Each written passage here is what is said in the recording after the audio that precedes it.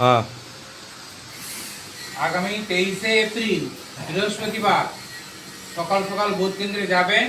Vote কেন্দ্রে যে 2 নম্বর সুইচে আমাদের প্রার্থী আছে শ্যামলী সর্দার। শ্যামলী সর্দারকে জোড়াফুল চিহ্নে ভোট দিয়ে বিপুল ভোটে জয়যুক্ত করবেন এবং দিদিকে চতুর্থবারের জন্য মুখ্যমন্ত্রী করে নিয়ে আসবেন। এবং বিগত 5 বছর শীতল কপাট এখানে এমএলএ ছিল, উনি 5 বছরে কোনো উন্নয়ন করেননি। উনি তো বিধবা করার 3 কোটি টাকা পেয়েছেন। 3 কোটি টাকার কী করেছেন উনি জানেন। ওনার একটাই কাজ ছিল যে শুধু দুটো করে বাহিনী নিয়ে ঘুরে ঘুরে বেড়ানো, এছাড়া অন্য কোনো কাজ নেই। তাই শীতল কপাটকে গোহারান হারিয়ে আপনার বাড়ির মেয়ে শ্যামলী সরকারকে বিপুল ভোটে জয়যুক্ত করতে হবে, এই আশা নিয়ে এসেছি। এবং আপনি এই সময় আশীর্বাদ করে দিন যে শ্যামলী সরকার বিপুল ভোটে জয়লাভ করবে। বলুন, শ্যামলী সরকার বিপুল ভোটে জয়লাভ করবে।